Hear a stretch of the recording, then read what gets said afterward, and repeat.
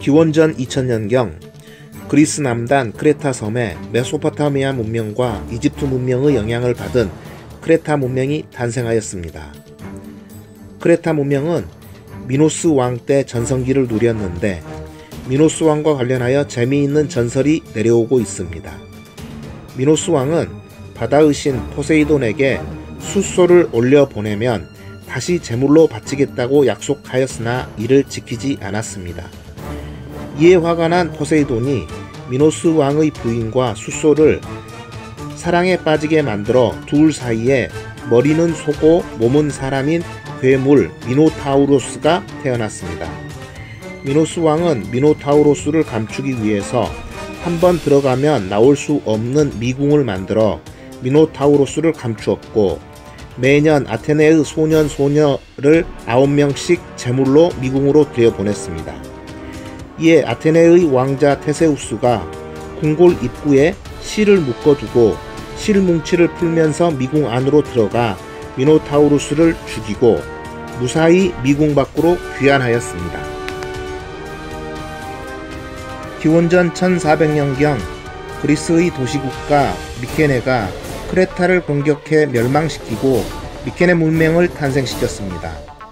미케네는 주변의 도시국가들을 모두 정복해 거대 왕국을 건설하였고 마침내 해외 원정에 나서게 되었는데, 이 전쟁이 바로 그 유명한 트로이 전쟁입니다. 트로이 전쟁은 트로이의 왕자 파리스가 그리스의 왕비 헬레네를 납치하자 그리스인들이 이에 보복하기 위하여 벌린 전쟁이라고 전해집니다. 당시 그리스에서 여러 도시국가의 왕을 겸하고 있던 미케네의 아가멤논이 그리스 연합함대를 이끌고 소아시아에 있는 트로이를 공격하여 트로이 전쟁이 시작되었습니다. 이후 전쟁이 10년간이나 계속되었고 양쪽 군대가 모두 지쳐 있을 때 그리스 영웅 오디세우스가 절묘한 전략을 생각해냈는데, 그것이 바로 트로이 목마입니다. 그리스가 거대한 목마를 해안에 남겨두고 거짓으로 후퇴하였고, 이에 속은 트로이 사람들은 승리의 기념물로 삼으려고 목마를 성 안으로 들여놓았습니다. 그런데 밤이 되자 목마 안에 숨어있던 그리스 병사들이 나와 성문을 열었고, 성 밖에 숨어있던 그리스 병사들이 일시에 성 안으로 쳐들어가 트로이를 멸망시켰습니다.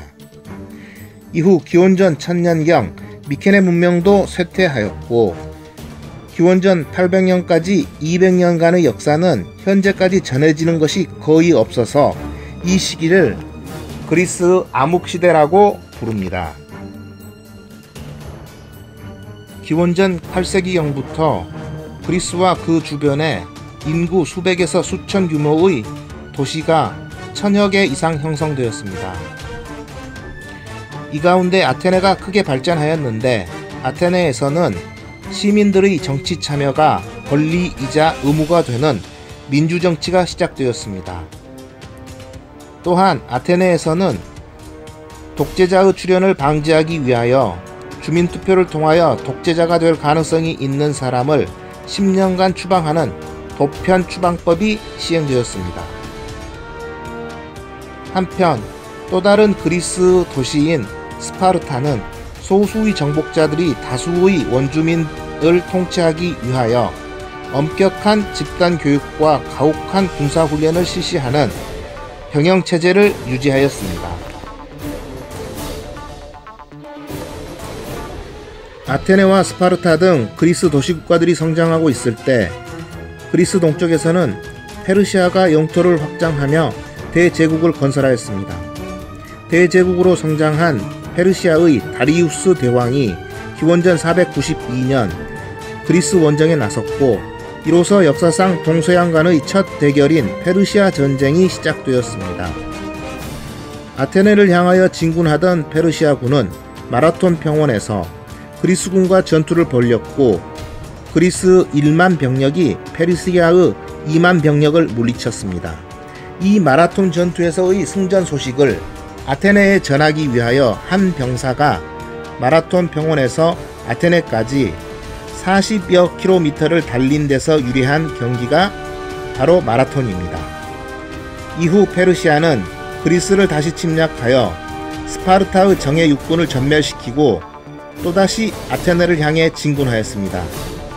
이에 그리스의 영웅 테미스토클레스가 페르시아 해군을 살라미스만으로 유인하여 격퇴시켰고, 그 다음 해에 다시 침략한 페르시아 군도 플라타이아의 평원에서 격퇴하였습니다.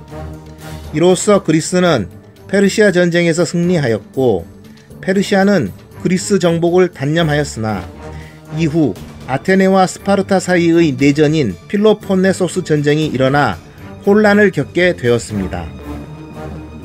필로폰네소스 전쟁이 끝난 후 그리스의 주도권은 북부 마케도니아 왕국으로 이동하였습니다. 마케도니아의 필리포스 왕은 기원전 338년 그리스를 정벌하여 페르시아 정복을 위한 그리스 연맹을 결성하였으나 페르시아 정복의 꿈을 이루지 못하고 암살당하였습니다. 20세의 나이에 필리포스 뒤를 이어 왕위에 오른 알렉산드로스는 페르시아 제국이 혼란한 틈을 타 기원전 334년 마케도니아 군과 그리스 군을 이끌고 페르시아 원정에 나섰습니다. 페르시아를 정복한 알렉산드로스는 페르시아를 계승하고자 자신도 페르시아 공주와 결혼하였고, 자신의 부하들도 페르시아 여성과 결혼하도록 하였습니다. 이후 소아시아, 페니키아, 시리아, 이집트를 차례로 정복한 알렉산드로스는 점령지마다 알렉산드리아라는 도시를 만들었는데, 이집트의 알렉산드리아는 현재까지 남아 있습니다. 원정길에 고르디움이라는 도시에 도착한 알렉산드로스는 어느 신전에 복잡하게 매여 있는 매듭에 그것을 푸는 사람이 아시아의 지배자가 될 것이다 라는 신탁이 있다는 얘기를 들었습니다. 알렉산드로스는 대수롭지 않다는 듯이 칼을 빼서 매듭을 잘라버렸고, 이후 해결하기 어려운 복잡한 문제를 명쾌하게 풀었을 때에 고르디움의 매듭을 풀었다 라는 말이 생겼습니다.